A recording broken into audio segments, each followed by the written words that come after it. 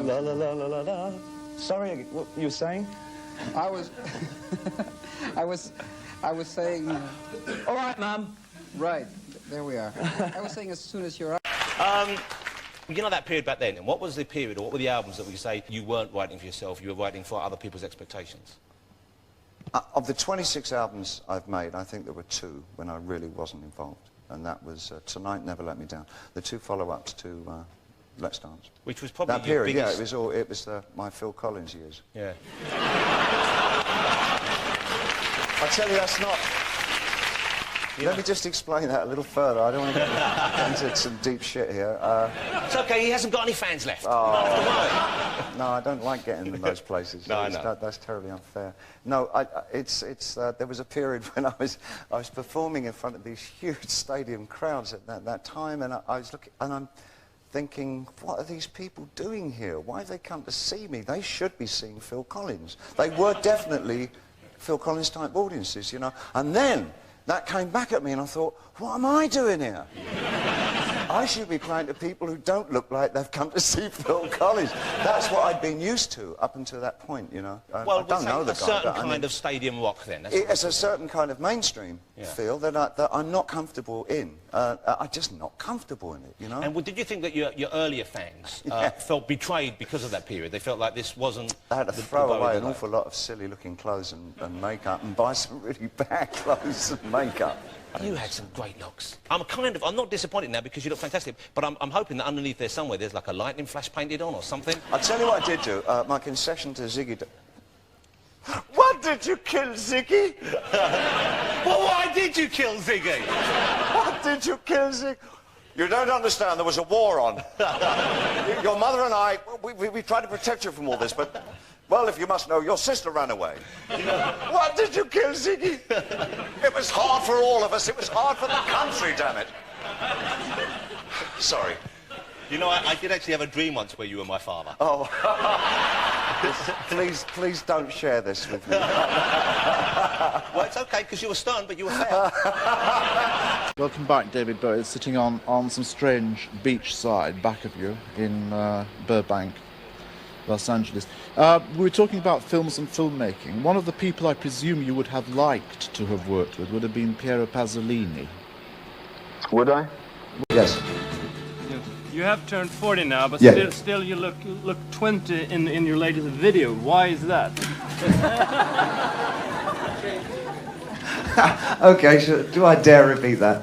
I've passed 40 now, but I still look, how old? 20. Hear that again, please? I still look 20 in my new video. How is this, please?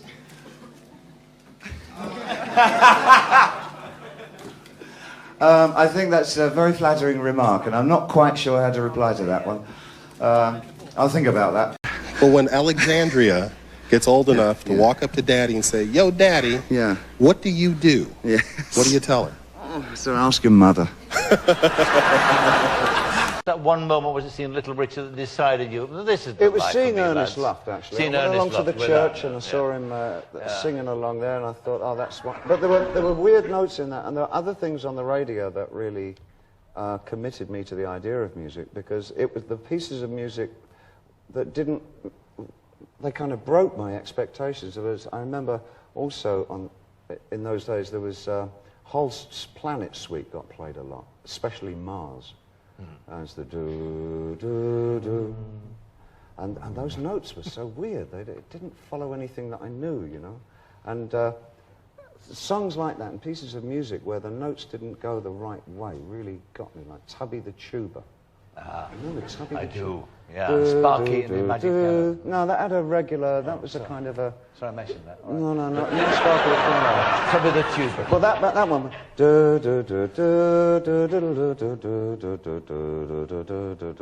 There was this weird bit. Don't forget that. It was that note. Yeah. It was like awkward, you know. Extraordinary beginning to where you got to into some rock and roll. Yeah, well, but I like Little Richard along with this stuff.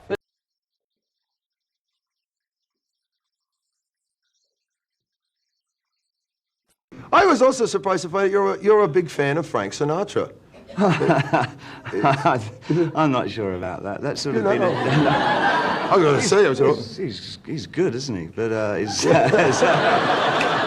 not your image, really. You know. You had a songwriting contest a while ago. Yeah. Tell us about that. I didn't win. You know, I found out about this contest, and I'm a bit of a songwriter. And I thought maybe you'd perform it right here, and we'd see who had the best song, huh?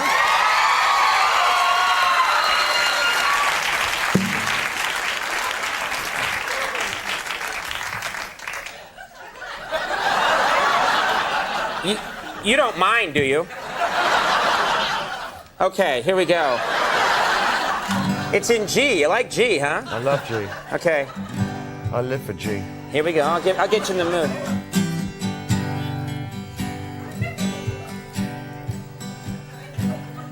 There are so many talk show hosts, but he is clearly better than most.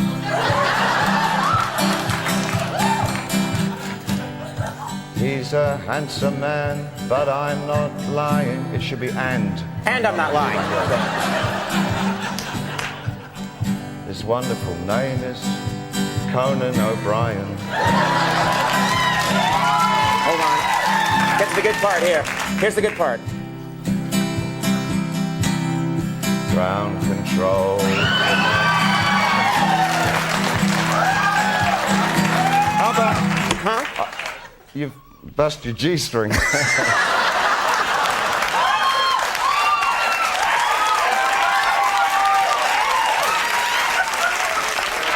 Are you getting people saying, I enjoyed your performance, but I hadn't even heard of you before? I mean, is this possible? That element has crept into it, yeah. There have been some regular theatre goers who've come and well, they had heard of me, the name, but in some either perverse fashion or or some kind of really corrupted idea of what I was about. Right. And I suppose they've got a different impression of me now. Little do they know. How long will you do the part for on Broadway?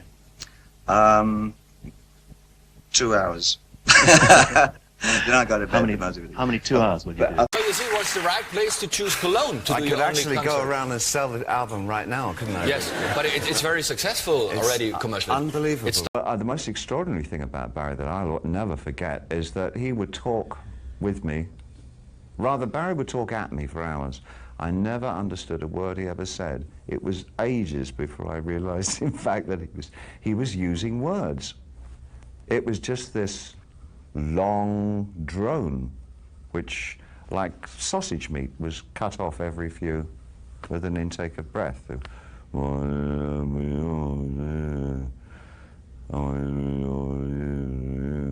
I thought he was still on the curry. Memories. What about this thing that coke you lose sections of your brain? Oh, it wasn't Coke.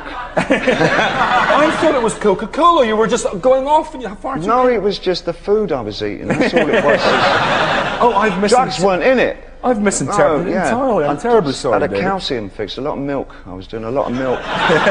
When you walk around New York and a hard hat says, "Hey, sweetheart," you know, I drive you have New York. witty That's correct. Good idea. I notice that the music now is more daring, more adventurous, more fractured. Is there a danger that by following your instinct, your aesthetic instincts, if you like, your artistic instinct, that you will jeopardize that, the money and the good life? And all no shit, Sherlock. Yes, I think I've rather sort of hit that one on the head at the moment. I've reinvented my image so many times that I'm in denial that I was originally an overweight Korean woman. Your help. Switch. Nobody's written the book. Do you know?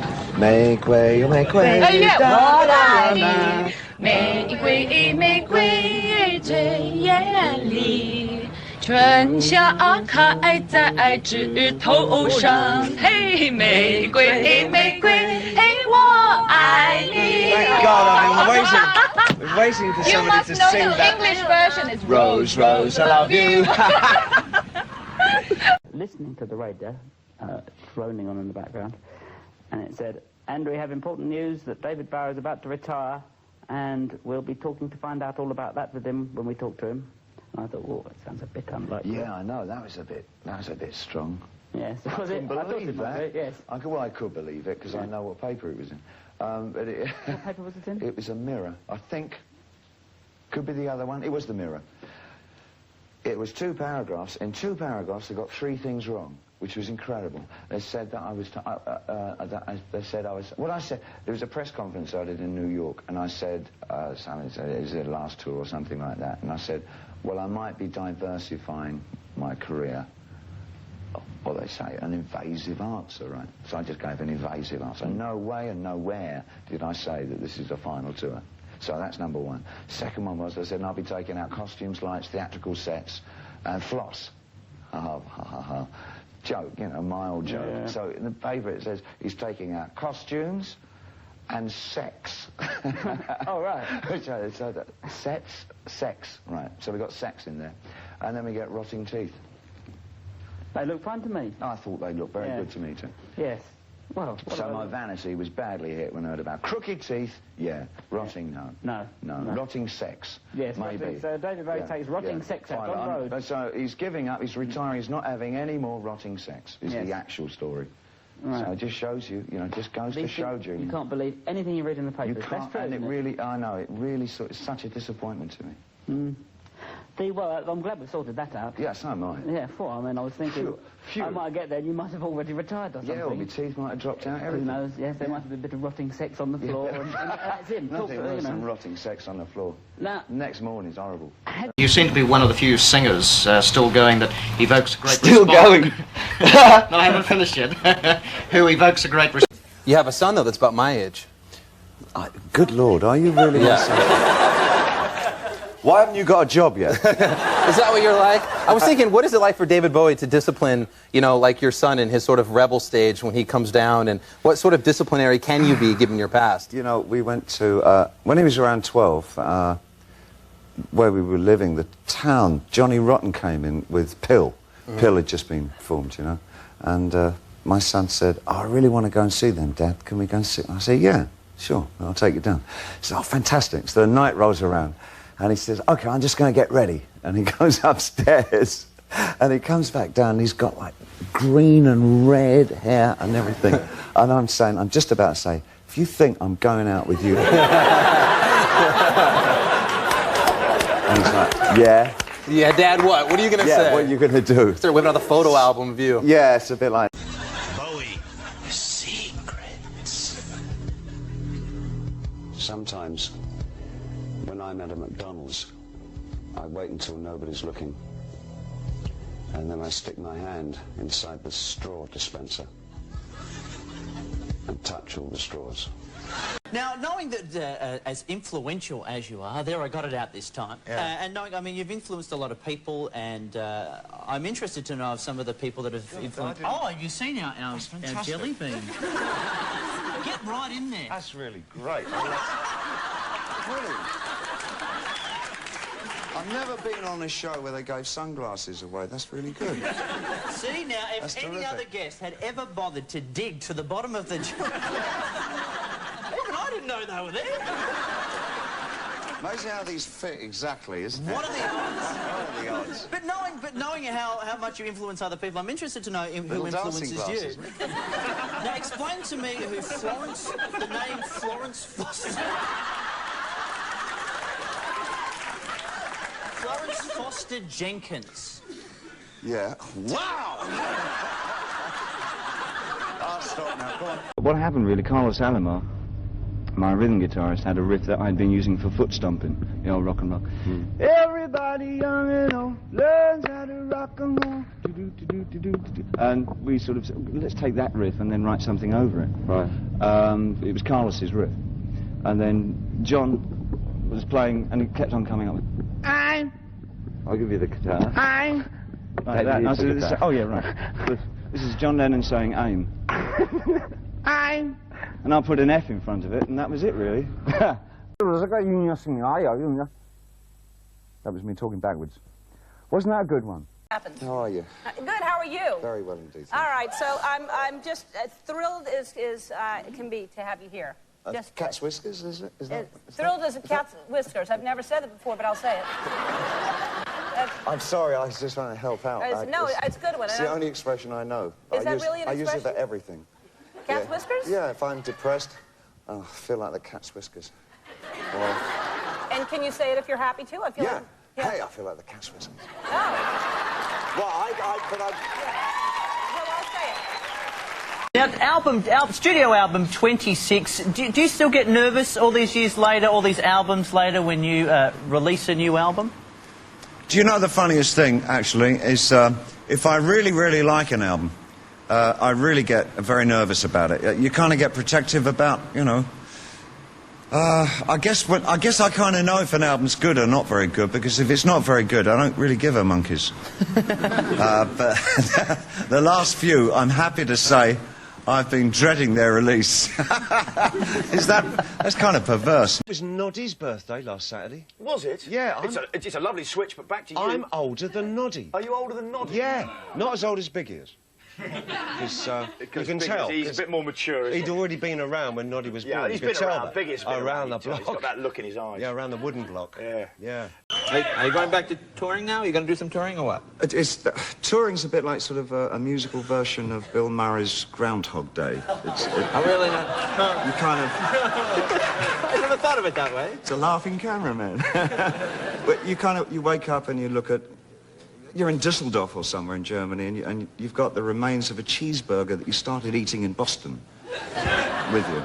Yeah, that's a rough tour. And I've got a choice of doing that or just sort of snuggling up with Iman watching a movie about a rock band somewhere in Düsseldorf eating cheeseburgers. So you choose the latter. I'd choose that. Choose the latter. Choose the latter. Yeah. But did you always feel that way? Did you love to? You one time you loved to tour. The first 35 or 40 years, I really enjoyed touring. Yeah. It spanned so long. Now I just shuffle through my old 78s, you know, the old picking out 78s? favourites, yeah. Or watching Jack Benny's show, waiting for one of your magical cameo appearances. Now see, I was teasing the audience. Someone asked me when I first saw you, and I said in '71, and I said I had some old David Bowie 78s that I play all the time. I've got Little Richard 78s still on specialty. I've got an Elvis, a couple of Elvis 78s. All right, then I've got Buddy Holly.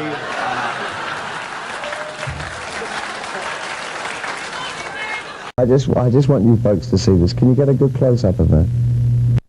It looks to be a box. It's a box, you see. Look. Isn't that lovely? This is from Japan, too. All right, it has written on the side, artistic coin box full of mystery. And indeed, I've got some yen here, 100 yen. We'll put one of the yen. Can you see the yen going in the top there? Oh, wait a minute. Where did it go?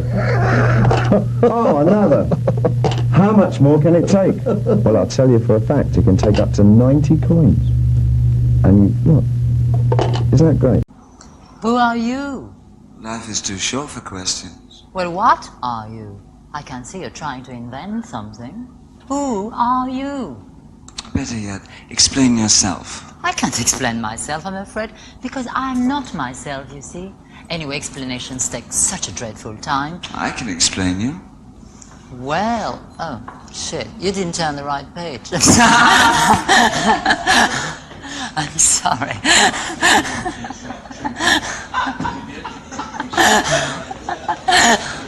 No rolling. Straight away, love. Straight away. The camera. I know we did. Sorry, my fault. Okay. We have a wonderful child called Alexandria, but actually Lexi. Uh-huh. And she's just 3 and 8 months. And 4. No, darling, you're 3 years and 8 months. I'm 4. You're nearly 4. Uh-huh. Oh.